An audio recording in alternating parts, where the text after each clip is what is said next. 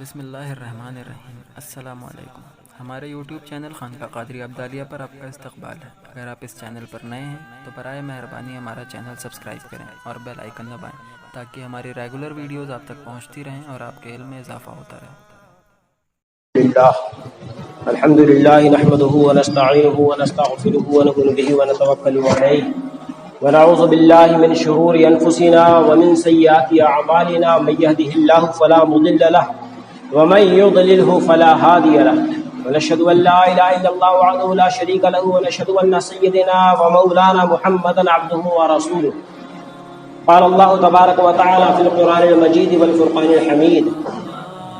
اعوذ باللہ من الشیطان الرجیم بسم اللہ الرحمن الرحیم ما آتاکم الرسول فخذوه وما نهاکم صدق اللہ مولانا العظیم وبلغنا رسوله النبی الامین المعین المکین الکریم ونحن على ذلك لمن الشاہدین والشاکرین والحمد للہ رب العالمین۔ عزیزان ملت اسلامیہ، ابھی میں نے جس آیت کریمہ کی تلاوت کرنے کا شرف حاصل کیا ہے اس کے معنی و مفاہیم بیان کرنے سے قبل ضروری سمجھتا ہوں کہ نبی والے نبی کے بارگاہ میں درود پاک پڑھیں۔ اللہم صلی علی سیدنا و شفیعنا و حبیبنا نبینا مولانا محمد وآلہ وبارک وسلم صلاۃ و سلام علیک یا سیدی یا رسول اللہ صلی اللہ تعالی علیہ وسلم۔ پچھلے کچھ ہفتوں سے اس آیت کریمہ یعنی کہ ما آتاکم الرسول فخذوہ وما نہاکم، اس کے معنی و مفاہیم پہ گفتگو ہو رہی ہے، یعنی کہ اللہ تبارک و تعالی قرآن مجید میں ارشاد فرماتا ہے کہ رسول اکرم صلی اللہ تعالی علیہ وسلم جو تمہیں دیں اسے لے لو اور جس سے منع کرے اس سے باز آ جاؤ، رک جاؤ۔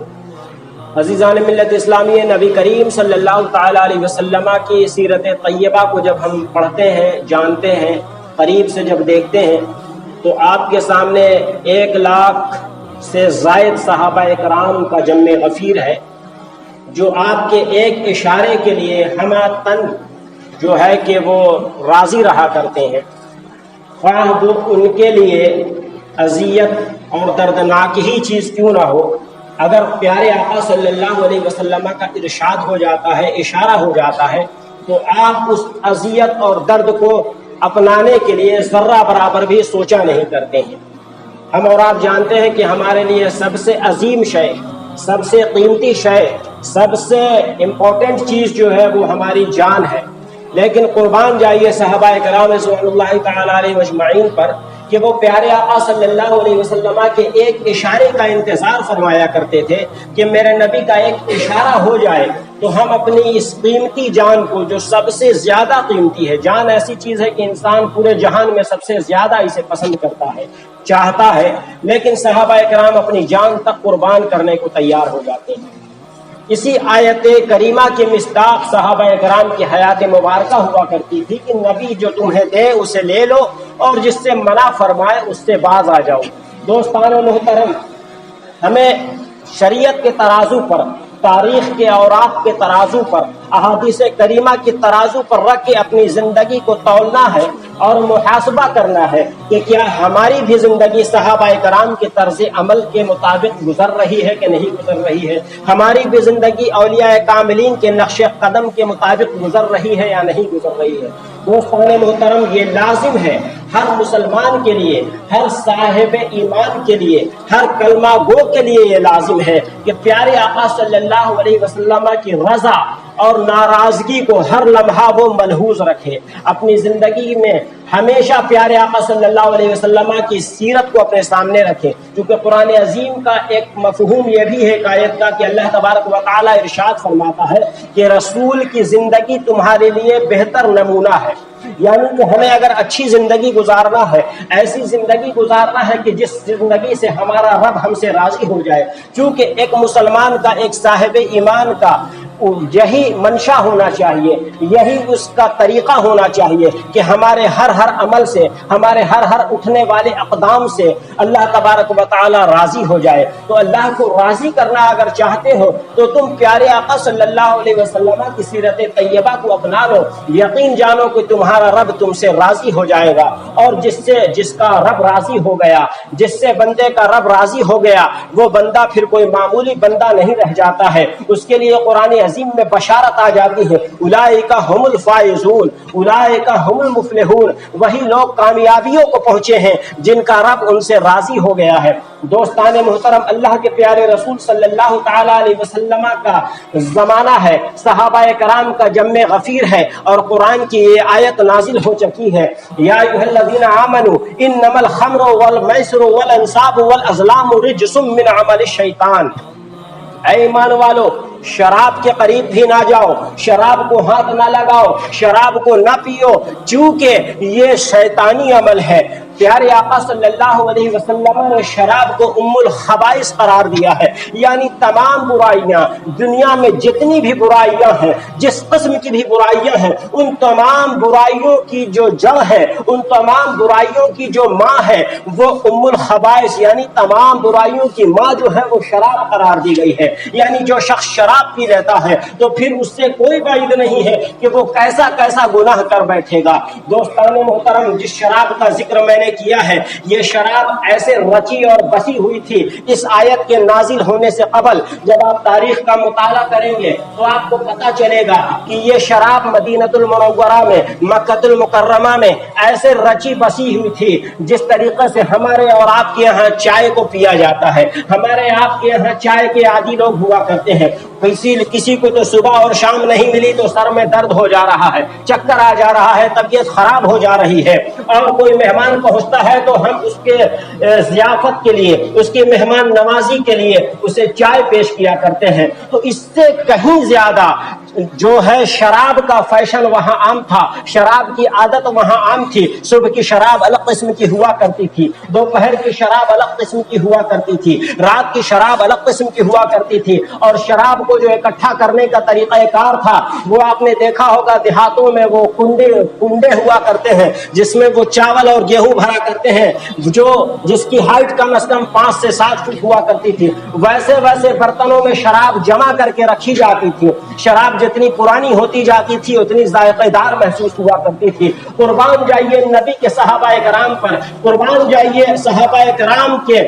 قرآنی اعمال پر کہ جیسے ہی قرآن کا حکم نازل ہوا، آج ہم اگر کسی چائے کے عادی کو کہہ دیں کہ بھائی چائے نہیں پینا ہے، اس کے بہت زیادہ نقصانات ہیں، آپ کے صحت کے لیے مضر ثابت ہو سکتی ہے، تو وہ کہے گا کہ تھوڑا سا وقت دیجئے، دھیرے دھیرے ہم کم کریں گے، دن بھر میں 5 کپ پیتے ہیں تو 2 کپ کر دیں گے، 3 کپ کر دیں گے، دھیرے دھیرے عادت کو ختم کر دیں گے۔ لیکن دوستان محترم، قربان جائیے صحابہ کرام کا جم غفیر ہے، پیارے آقا نے فرما دیا ہے کہ اللہ تبارک و تعالیٰ کا ارشاد آ گیا ہے، اللہ تبارک و تعالیٰ کا حکم آ گیا ہے، آج سے کسی کو شراب نہیں پینا ہے، آج سے ہمارے لیے شراب حرام ہو چکی ہے۔ دوستان محترم، ہمارے آج کے دور کا مسلمان ہوتا، ہم اور آپ ہوتے تو فوراً سہولت کا اور آسانیوں کا راستہ ڈھونڈ لیتے، فوراً پیارے نبی کی بارگاہ میں ریکویسٹ پیش کر دیتے، عریضہ پیش کر دیتے، گزارش پیش کر دیتے، یا رسول اللہ صلی اللہ علیہ وسلم، اللہ کا فرمان سر آنکھوں پر ہے، آپ کا حکم ہمارے سر آنکھوں پر ہے، یا رسول اللہ اتنی مہربانی کر دی جائے،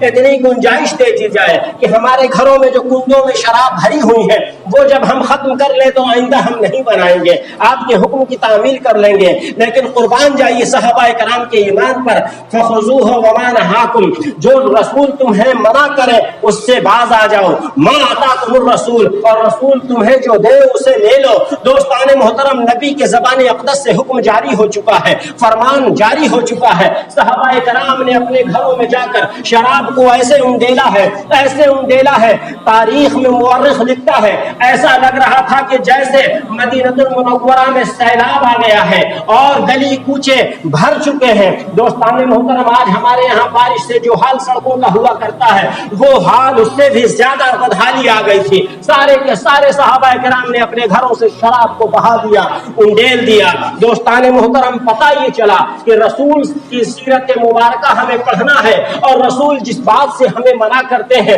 اس سے باز آ جانا ہے، رک جانا ہے، اور جو کام کرنے کا ہمیں حکم دیتے ہیں آپ اور ہم جانتے ہیں کہ اللہ کے پیارے رسول صلی اللہ علیہ وسلم نے مسلمان مردوں کے اوپر سونے کو حرام قرار دیا ہے، لیکن آج ہم عام طریقے سے دیکھتے ہیں، عرفی طور پر نہیں، عام طور پر نہیں تو خصوصی طور پہ شادی بیاہ میں ہمارے نوجوان، ہمارے بڑے لوگ بھی، ہمارے عمر دراز لوگ بھی سونے کی انگوٹھی پہن لیا کرتے ہیں، सोने की चैन पहन लिया करते हैं, ये हमारे लिए हराम करार दिया है। प्यारे आका सल्लल्लाहु अलैहि वसल्लम की बारगाह में एक सहाबी रसूल हाजिर हुए, सोने की अंगूठी पहने हुए थे। प्यारे आका ने इरशाद फरमाया कि क्या तुम्हें पता नहीं है कि सोने की अंगूठी मर्दों पे करार दे गई, हराम करार दी गई है। सहाबी रसूल अर्ज़गुज़ार होते हैं, या रसूलुल्लाह सल्लल्लाहु अलैहि वसल्लम, मेरे ज़हन में ये बात नहीं थी, मैंने ये पहन लिया है। प्यारे आका ने उस अंगूठी को लिया और फेंक दिया, नाराजगी के साथ फेंक दिया। महफिल बर्खास्त हो गई। सहाबी रसूल जिनकी अंगूठी फेंक दी गई थी वो भी अपने घर को जाने लगे।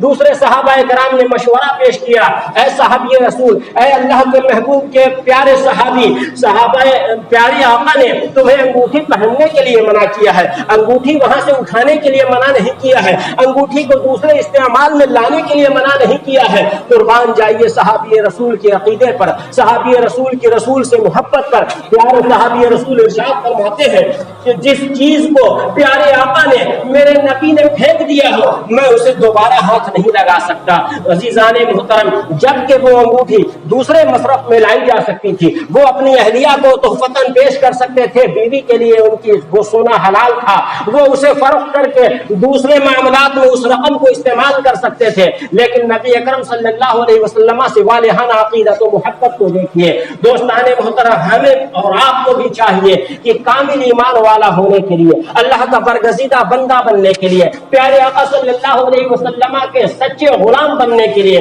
प्यारे आका सल्लल्लाहु अलैहि वसल्लम की सुन्नत मुबारका को अपनाना होगा। प्यारे आका ने जिस चीज से मना किया है उससे बाज आ जाना होगा। जो चीज हमें करने को कहा है वो करना होगा। यानी कि 5 वक्त की नमाज हमारे और आपके ऊपर फर्ज करार दी गई है। दोस्ताने मोहतरम, आप जानते हैं हमारे और आपके यहाँ सिस्टम बना हुआ है, हम 3 टाइम खाना जरूर खाते हैं। ये सोच कर खाते हैं कि नहीं खाएंगे तो कमजोर हो जाएंगे, नहीं हो जाएंगे, बीमार हो जाएंगे। लेकिन खाने का मामला यह है कि आपको जिंदा रहने के लिए एक टाइम भी अगर आपने खा लिया तो आपकी जिंदगी बरकरार रहेगी, आप जिंदा रह सकते हैं। लेकिन अगर आपने 5 वक्त की नमाज नहीं पढ़ा तो गोया आपका ईमान खतरे में है, आपका ईमान खतरे में जा चुका है, आप साहिब ईमान कहलाने के हकदार नहीं होंगे। बाज़ अइम्मा कराम, 4 अइम्मा कराम है, इमाम आजम अबू हनीफा, इमाम शाफी, इमाम मालिक और इमाम हम्बल। तो इमाम आजम हमारे और आपके जो इमाम हैं, उनके नजदीक नमाज छोड़ना गुनाह